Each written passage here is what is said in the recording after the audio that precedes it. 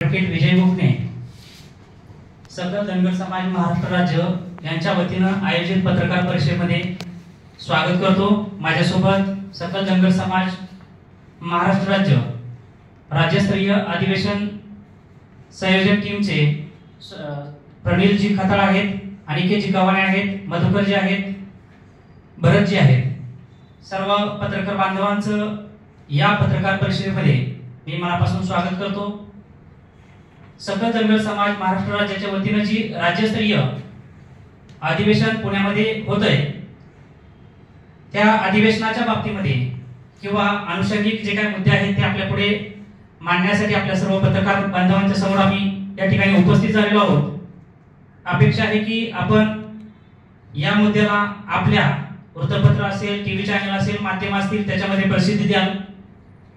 धनगर समाजाचं राज्यस्तरीय अधिवेशन जे आहे ते 10 ऑगस्ट 2024 रोजी सकाळी 11 वाजता ज्ञानज्योती सावित्रीबाई फुले स्मारक गंजपेठ पुणे या ठिकाणी आयोजित केले जाते। यामध्ये सकल धनगर समाजाच्या संघटना असतील, पदाधिकारी असतील, कार्यकर्ते असतील, महिला, युवक, मेंढपाळ, राजकीय सामाजिक क्षेत्रातील कार्यकर्ते, नेते हे सर्वच मान्यवर या कार्यक्रमाला आवर्जून उपस्थित राहणार आहेत।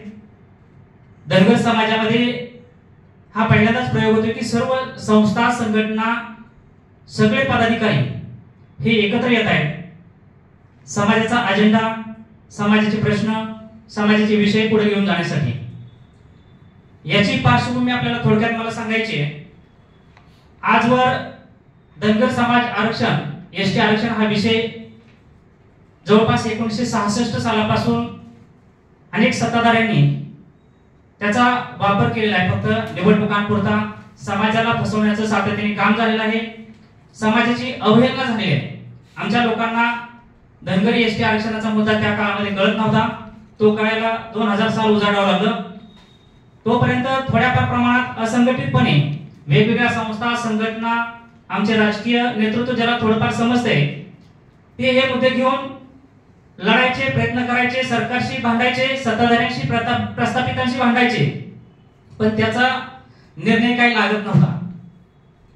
आपण बघितलं असेल की या महाराष्ट्रामध्ये संविधानिक अधिकार मिळालेले असताना, संविधानामध्ये आमची तरतूद असताना देखील धनगर आणि धनगर या विषयाचा केवळ शब्दच्छल केल्यामुळे आम्हाला धनगर आरक्षण जे आहे त्याची अंमलबजावणी आजवर सरकारने केलेली नाही। आपल्या सर्वांच्या समोर मला नमूद करायचे 19 डिसेंबर 2013 ला आदरणीय देवेंद्रजी फडणवीस साहेबांनी सभागृहामध्ये लक्षवेधीमध्ये अनेक मुद्दे मांडले होते। त्यावेळी धनगर हे धनगर आणि धनगर बरोबर आहे, त्यांच्या नावाने बजेट देखील येते, यांना सवलती येतात, परंतु अंमलबजावणी राज्य सरकार करत नाही। त्यावेळी ते विरोधी पक्ष नेते होते, त्यांनी सभागृहामध्ये फार हिरिरीने ते मुद्दे मांडले होते। 2014 ला बारामतीमध्ये धनगर समाजाचं आंदोलन झालं, अशी अनेक आंदोलनं झाली। पंढरपूरला आंदोलन झालं, नागपूरला आंदोलन झालं, सातत्याने समाज आंदोलन करतोय, परंतु कुठल्याही सत्ताधाऱ्यांनी, प्रस्थापितांनी हा प्रश्न निकाली लागावा, हा प्रश्न सोडवला जावा यासाठी प्रयत्न आजवर केलेले नाहीत। केवळ आश्वासनं, फसवणूक ही धनगर समाजाच्या वाट्याला आलेली आहे। आणि म्हणून सकल धनगर समाज आहे हा सकल धनगर समाज असंघटितपणे जो लढत होता, वेगवेगळ्या संस्था, संघटना, राजकीय पुढारी एका नेतृत्वाने आपापल्या अजेंडावरती घ्यायचा सर्वजण प्रामाणिक प्रयत्न करत होते, परंतु एकसंघ लढा जो आहे तो एकसंघपणे लढा, एकत्रितपणे लढा आरक्षण विषयाचा कधी राहिला नाही। आता ह्या अधिवेशनाच्या माध्यमातून या सर्व संघटनांना आम्ही निमंत्रित केलेलं आहे। एकसंघ होऊया, सकल धनगर समाज म्हणून आपल्याला याविषयी लढायचंय।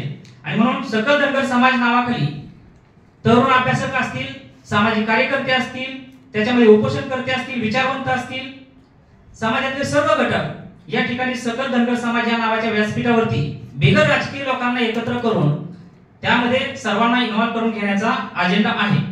या राज्यस्तरीय अधिवेशनाच्या आयोजनामध्ये आम्ही जो समाजाचा अजेंडा ठेवलेला आहे त्यामध्ये प्रामुख्यानं एसटी आरक्षणाची लढाई, जी त्याची पार्श्वभूमी आजवर त्याच्यावरती बऱ्याच वेळा लढलं गेलं, सांगितलं गेलं, अभ्यास केले गेले, सरकारने वेगवेगळ्या समित्या नेमल्या गेल्या, त्या समित्यांच्या माध्यमातून केवळ सरकारांनी वेळ काढूपणाचं धोरण अवलंबलेलं आहे। 1966 ला राज्य सरकारने शिफारस केली धनगर समाजाची एसटी मध्ये समावेशाची. त्यानंतर डांगे धनगर यांना गृहीत धरून 67 ला एक खासगी विधेयक आणण्यात आलं. विधेयक मंजूर झालं खालच्या सभागृहात, वरच्या सभागृहात, परंतु राष्ट्रपतींची त्याच्यावरती स्वाक्षरी झाली नाही, ते स्क्वॅश झालं. तिथं देखील पहिली फसवणूक झाली.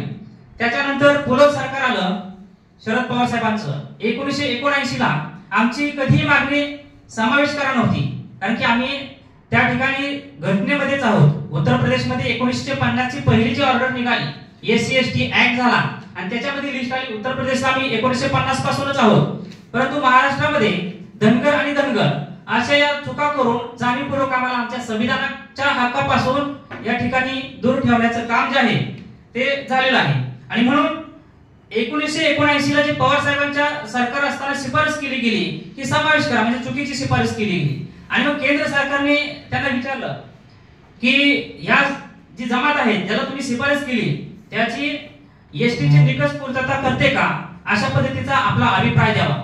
त्या ठिकाणी केंद्र सरकारने विचारल्यानंतर 1981 ला राज्य सरकारने अशी पूर्तता करत नसल्याचं ती शिफारस माघारी घेत असल्याचं पत्र पाठवलं. ती शिफारस माघारी घेतली.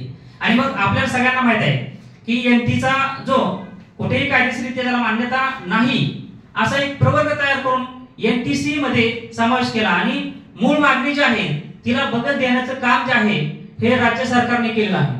आता याच्यामध्ये अधिवेशनाच्या माध्यमातून आम्हाला ही आरक्षणाची लढाई आजवर वेगवेगळ्या संघटना स्वतंत्रपणे लढत होत्या, ती संघटितपणे लढायची. त्याच्यानंतर एनटीसी मध्ये या ठिकाणी बरेच आमच्या जागा निघतच नाहीत. गेल्या 10 वर्षामध्ये एनटीसीच्या जागामध्ये 100 जागा निघल्या तर एखादी सुद्धा जागा निघत नाही. 1000 जागा निघाल्या तर 2-3 जागा निघतात. तर याच्यामध्ये पण प्रचंड मोठी घुसखोरी झालेली आहे. हे आरक्षण खाण्याचं काम केलेलं आहे. आणि रोस्टर जे बिंदू नामावली घोटाळा या महाराष्ट्रामध्ये प्रचंड मोठ्या प्रमाणावरती झालेला आहे, त्याची देखील वस्तुस्थिती ही आम्हाला त्या ठिकाणी सांगायची. आणि ह्या आरक्षणाच्या दृष्टीनं जे महत्त्वाचे